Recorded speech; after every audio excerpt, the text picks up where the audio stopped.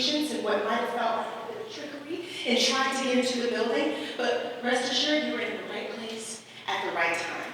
I am MK Abedu. I am an associate professor here in the Department of Dance and Choreography, and it is a particular honor and a treat to share with you this performance and dialogue presented by Angelos Pulse in partnership with VCU's Department of Dance and Choreography. Now, an amazing component of our theater department, I'm going to lie, I'm going to call it that, is that we bring in guest artists, a multitude of guest artists, weekly for our students to engage with. We have a masterclass almost every week. However, and it is only with artists that are leaders in the field and can carry a vision of a process and an exchange over an extended amount of time that we engage with for multi-year works. Paloma McGregor, the executive artistic director and co-founder of Angelos Pulse, is such an artist. She and her incredible collaborators have been engaging with us since 2017. And perhaps in a full circle moment, some of the performers are alumni who actually danced with Paloma online during isolation times when they were first and second year students. This work that I'm going to share with you is a nationally awarded work, dance production and touring work, that its purpose is to come into communities and build that soars in its capacity to be community valuing, community centering, and community specific. So it is a joy and an honor to present Paloma and Angelos Pulse, and I would be remiss if I don't add this now. Although this is our last production that features a guest artist, we will have one other production in our season. On May 2nd will be our annual Freshman Repertory Concert, which celebrates the students who have spent their first year with us. So, there's one other thing I wanted to say.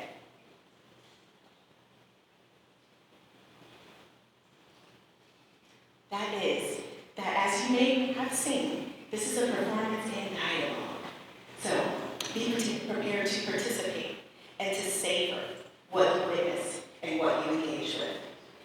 Paloma and community, family, it has been a joy to be a home, maybe even the soil for your work to germinate and grow and bloom. And we thank you for spending this time with us over all these years.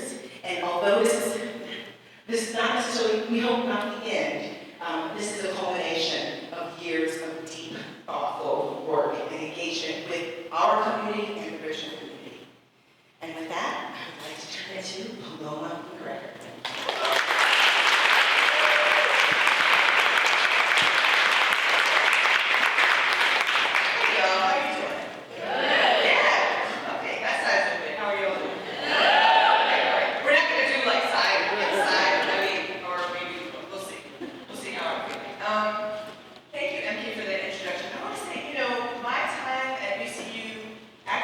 Goes back, I think, to the early 2000s when I was touring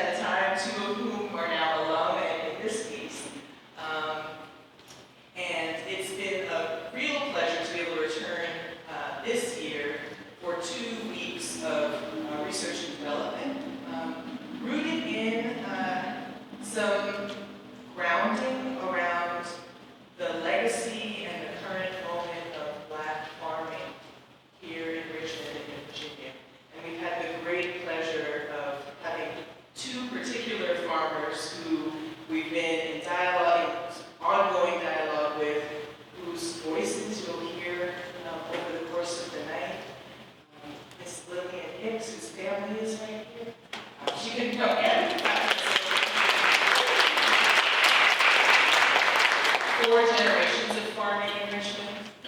And Ron Chavis, who runs what I've been calling in shorthand, so Sankofa Farm, but it's a longer name than that, and it's out in the lobby. There's information on 4 farms that we got to visit in a early visit in August during a Black Farmers Tour, which happens each year. So I would encourage you to continue to be curious about the folks that you hear, whose voices and wisdom have really helped to nourish this piece. When I go into a place, I'm really thinking about and honoring what's already there. So when I go to a community to be in collaboration and conversation, I think of it as like going into somebody else's kitchen to cook.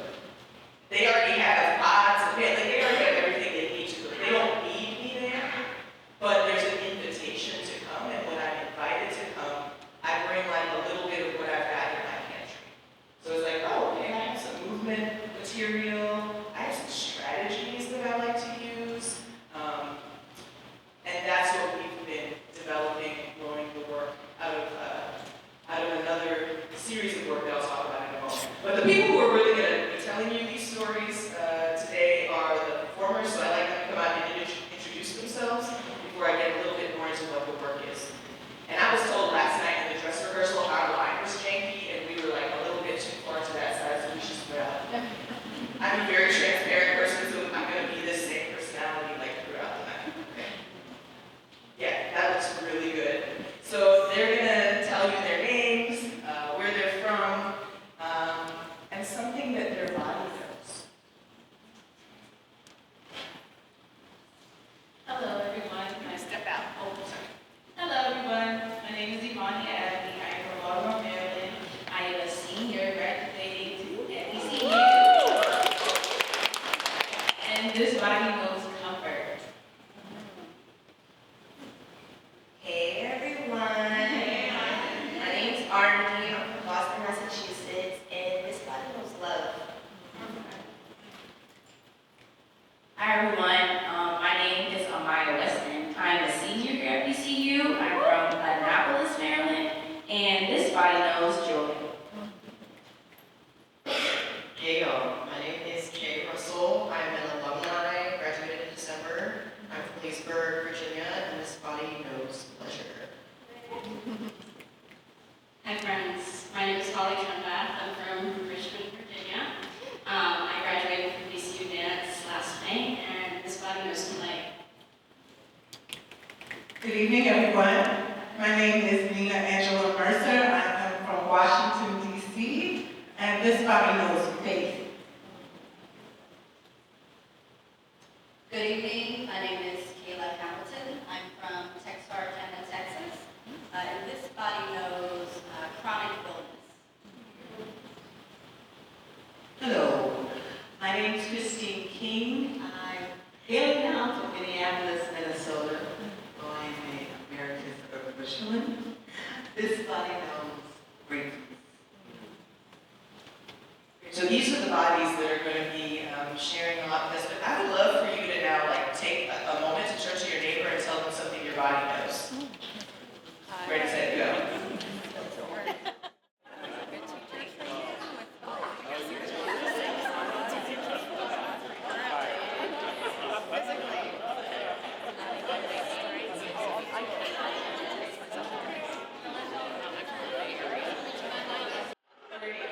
Great.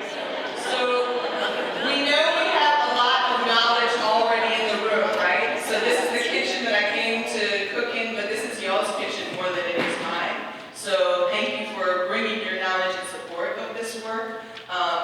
I'll zoom back just for a moment before we start moving. So the genesis of the work that we're building, that we built over this course of 2 weeks of residency in October, and again this past week, is a choreographic project called Building a Better Fish Trap. And the origins of that is an interview I did with my father in St. Croix, which is my homeland, a U.S. colony, about building fish traps. My father was a fisherman. He passed away a couple of years ago, but the past decade or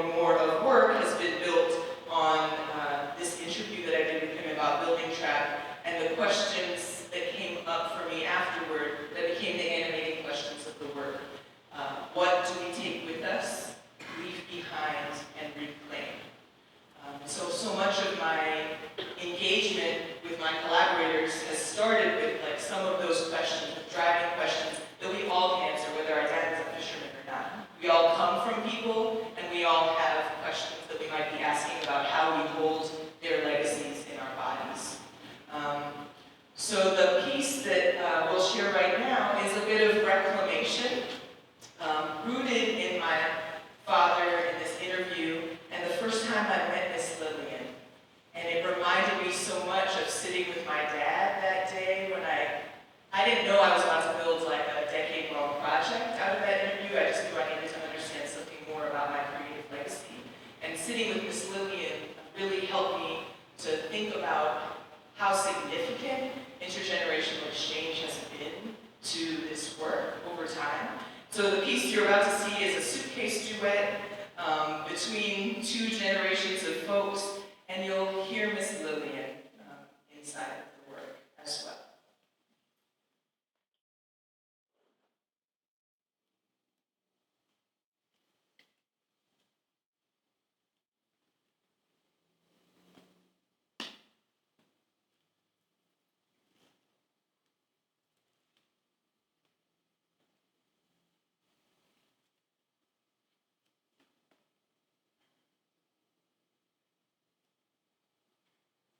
It was my husband's family's land. They grew up in Dinwiddie County, and it was in the late 30s when things were very bad financially in this country. And the person who had owned it had borrowed money from the government, and he couldn't pay it back, so like I said, and they bought it and moved here. That was in the late 30s. Yeah. So I think he was just like I was. We knew how our parents had struggled to own land, so it was always in us to pass it on to the next generation. My grandfather was one of the earliest black farm owners in Amelia after the Civil War. So he always instilled in his children that he wanted them to pass the land on. And of course that's what they did. And that's what we did.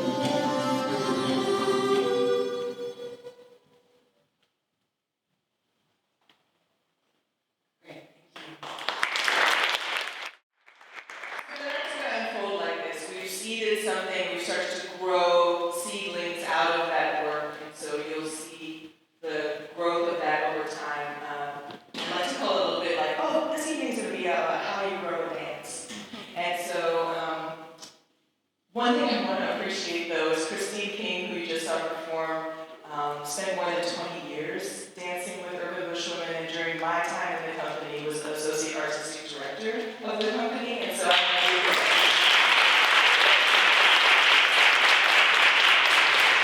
and Christine has spent the entire time I've been developing this work helping to grow the work with me, so it's been really meaningful to continue to have her wisdom and artistry in the room. Another strategy for developing work that I love is giving people recipes. So I guess there's a lot of food involved, which I love food, so that's kind of in keeping with me. We do a lot of Post-its in the room too, with like, oh, this is what we did yesterday, and we accumulate them over time, so we have a sense of like how we've been building over time, which I feel like in the work we've done with the farmers here and some of the volunteering at Sankofa, like starting to understand how over time you start to accumulate your understanding of what it takes to grow something. And so having in the room evidence of the continued process is also an affirmation of like what might be seeding, what might be blooming. And so we worked with this recipe this week. And the ingredients are a beginning, middle, and end, because sometimes people don't, they like keep going. They're like, it needs to have also an end. Thank you. So beginning, middle, and end is what I often use. 3 actions from the reading. So we did a lot of reading around nourishing soil, what it takes to have healthy soil in relationship to what it might take to have a healthy community. I think particularly at this moment in time, it felt present. Something reclaimed from the last rehearsal period. Something they want to compost, like something that we put on the body, but that maybe didn't feel so nourishing, and how might they break it apart so that it could feel a little bit more right for them. A migration, a moment of stillness and a moment of speed, just to get people moving in and out of dynamics that they may or may not feel comfortable in, to see what discoveries might be made from that. Like if the plant stayed in the seed the whole time and didn't push beyond that, we wouldn't have anything to eat, so, okay. Repetition, and then I always throw in at least one thing that's kind of metaphoric and maybe a stumper for someone who might be like, what do you mean by that? And so nourishment was the last ingredient. So over the course of the night, you'll see a couple of moments, we'll have a couple of sections where we show the results of developing those solos first. But first, we'll see one of the solos just as it came out. And then we'll see how that can be put together with others in relationship to the research we're doing.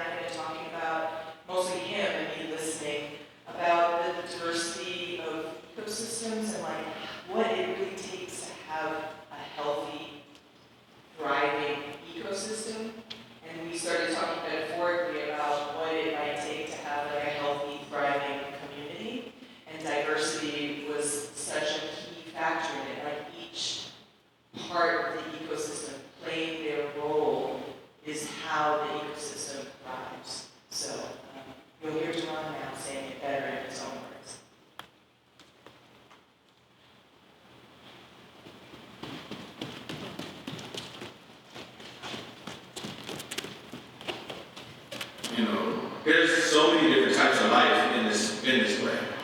There's the insects, there's the, field animals like the mice and raccoons and possums, and then there's the birds, and then there's the bears and the deer and all this type of stuff. But they are all, when at their best, when the ecosystem is at its best, they're all living in interdependence, because one thing is doing a thing that another can't do, but each thing doing what it needs to do is keeping the space alive and keeping it thriving. You know what I mean? And I feel like that's how our movements need to be replicated or need to be, iterated wherever we might find ourselves. It's like, how do the spaces we create allow for people to be interdependent and be cared for, as they come to do the thing that they came to do, as they give what they also can receive. You know what I'm saying? That reciprocity is almost inherent in the pattern that we see with the soul food, I think. So yeah, I like to think of it like, the roly-polies are not asking the birds, to do a thing, you know what I'm saying? But they know what they're designed to do, and they find a space that they can do it together. And without the roly-polies, then what the birds came to do won't be its best.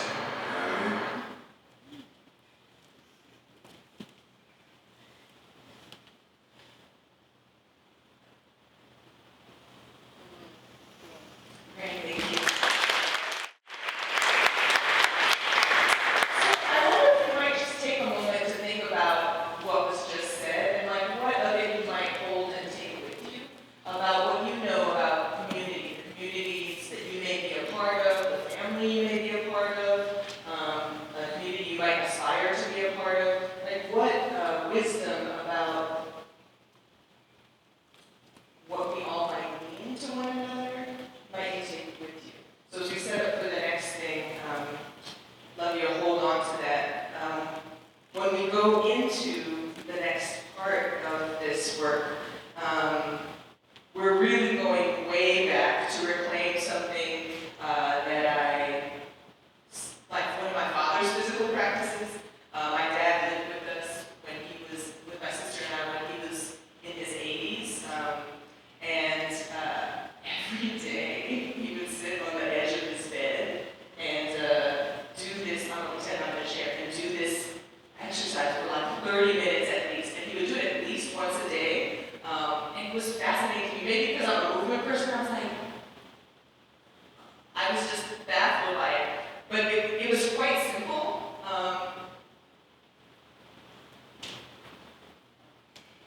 For 30 minutes on his bed. His knees were going bad, so, or they were showing what gravity does to the body over the course of 8 decades. But he would do this for at least 30 minutes. I would go do things in the kitchen, bathroom, maybe watch a show, come back by, he was still doing it. And then later on in the day, he'd be doing it again. It makes you a little dizzy too sometimes, so, and it's something I've taught to many iterations of dancers, just both as an honoring of my dad, because I find it so fascinating, the idea of simple, repetitive practice and endurance over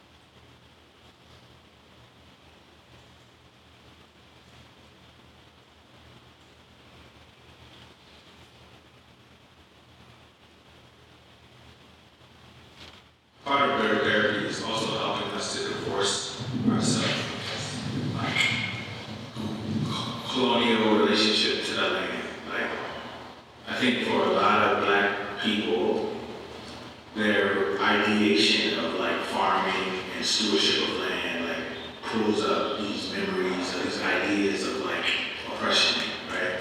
So for us, like the therapy is also like, hey, this is the land didn't do these things to you, right? These structures that people put on top of the land did these things to our ancestors. But us being in a relationship with the land is an excellent thing. So with that, we do our orientation for people coming. Say, oh, you know, this is not a rush. This is not a production-based event. You know what I'm saying? Take your time. Like, if you need to go take a break, go take a break. If you need to, if you just want to zone out while you planting, do that. Like, be in the space and, you know, just take whatever time you need in order to process being here, right? If you don't want to talk to nobody, do that, right? Just, you know, here's some plants to plant, or here's some weeds to weed, or here's some, you know, soil to put down while you're in that process of like getting acclimated to this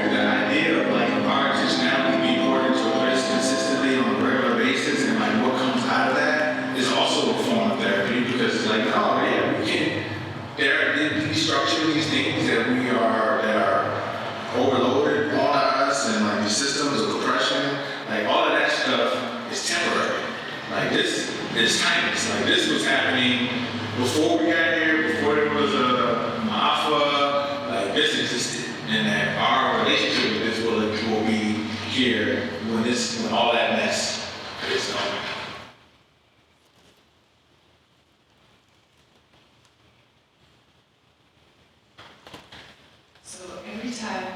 Thank you all. Every time they open these suitcases, like the smell of soil comes wafting out. But today, I secretly planted mint in there while they were looking. They're going to bring these suitcases around. And I just want you to engage with your senses for a moment. We can't take you to the farm today, but we can give you a little piece of a sense memory that perhaps you carry in your body, a farm or a land that you know.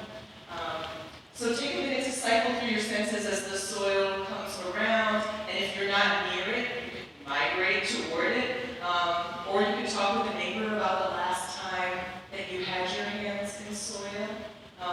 You feel free to touch it. They know what the main ingredients are that are in it, so they can tell you. You can grab a sprig of mint and smell it if you want. So enjoy yourselves for a few minutes, and then we'll bring it back together.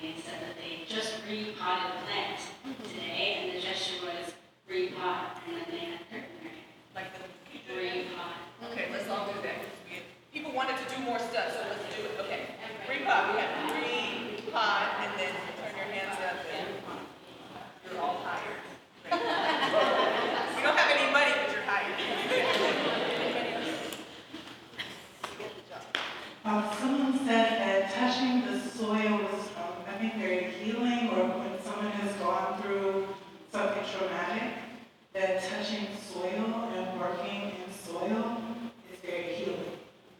Okay, we got, okay, I see, oh, people got gestures, okay. Well, for me, I'm gonna wanna take that on a low level, doesn't mean everybody has to, but that's what I would do, because I feel like legitimately touching like at a low level, it makes a difference for me, so let's do variations. Some of you, yeah, exactly. So we got, what did we do? Can you show it again?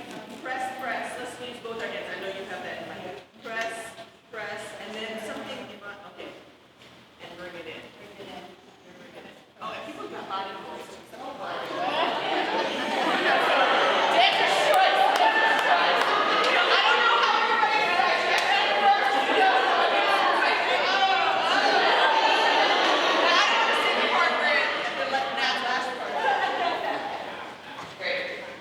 also my combination.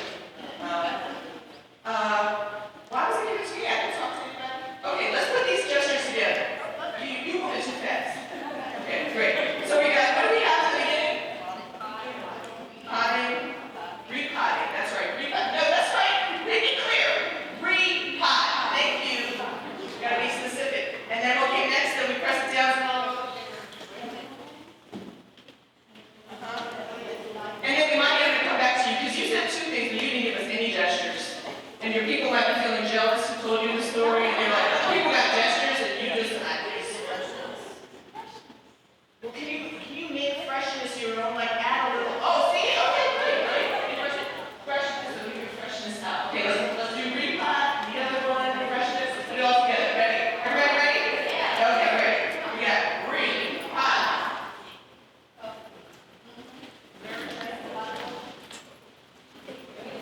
And then what's freshness? Okay, wonderful. Great. All right, thank you all.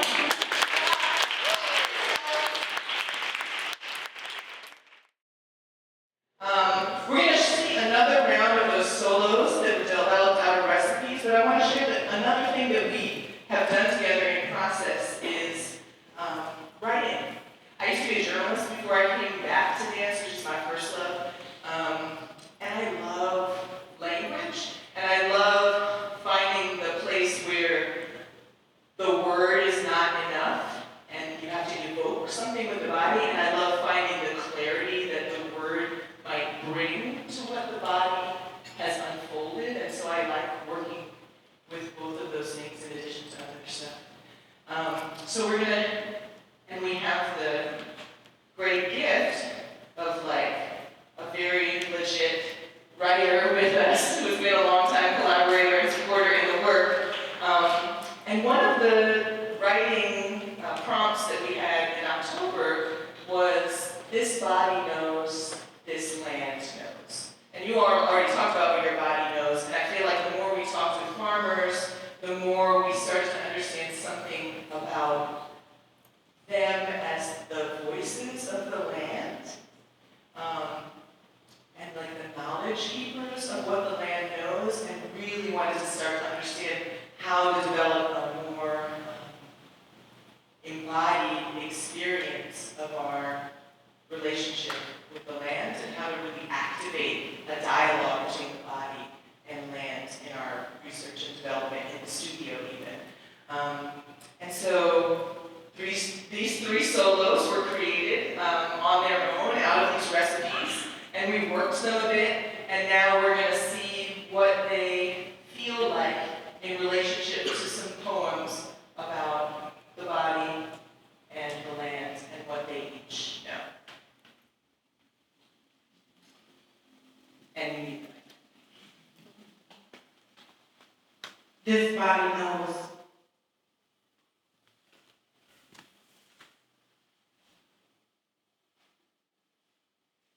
This body knows the way we move together, attuned, curious, seeking. This body knows deep pleasure, connection, remembering, and joy. This body knows when to bend, where pain pulses, and when enough is enough. This body will not pretend. This body knows what to do. This body knows where home is and when we must let go. This body knows summer rain on sun-kissed skin, wide blue sky, the feel of wind, and an open field of wild geranium.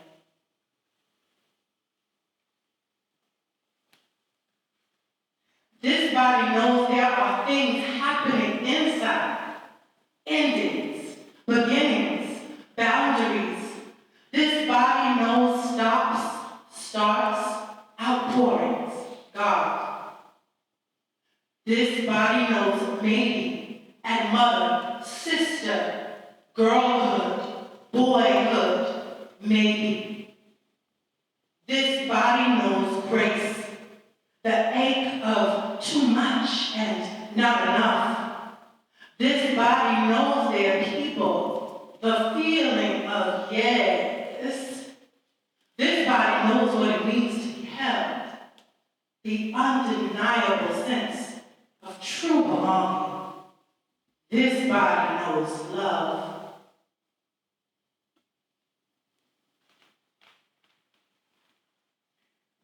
body knows salt as much as it knows sweet. The miracle of water, a beating heart, the insatiable hunger for more. This body knows a long road, a walking stick, a horizon worth reaching. This body knows shimmer, the way radiance thrills the skin. We are star kin.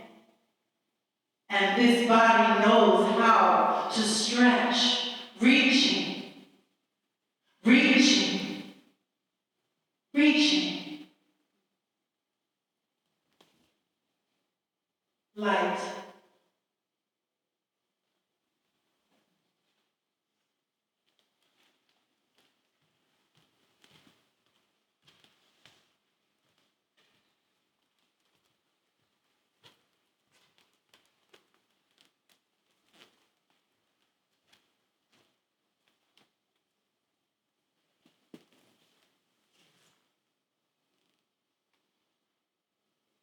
This land knows powwow, go-go, dance hall, roots, reggae, and deep gut bucket blues.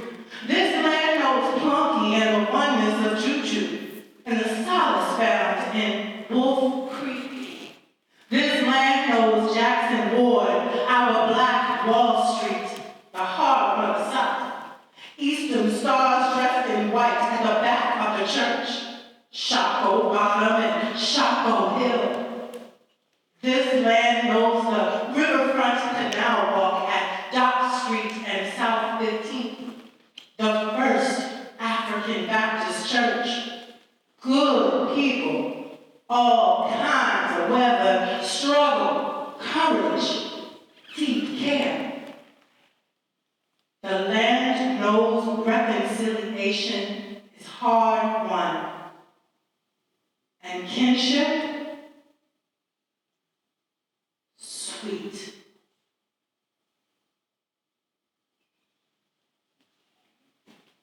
Thank you all.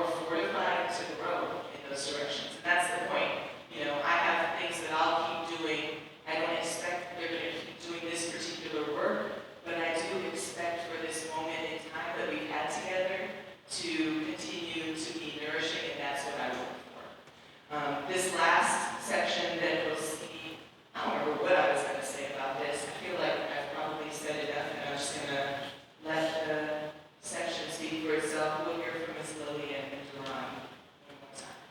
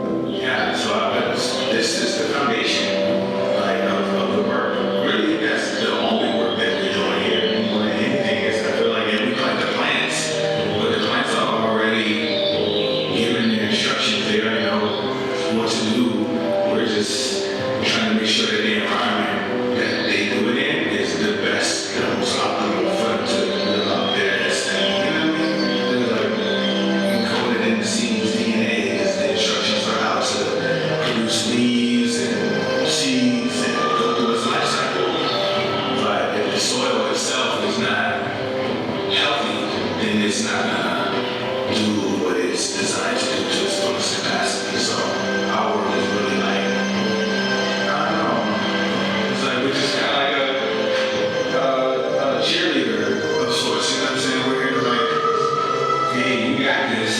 We're here to help throw some resources your way and, you know, get you hyped to do what you already know how to do.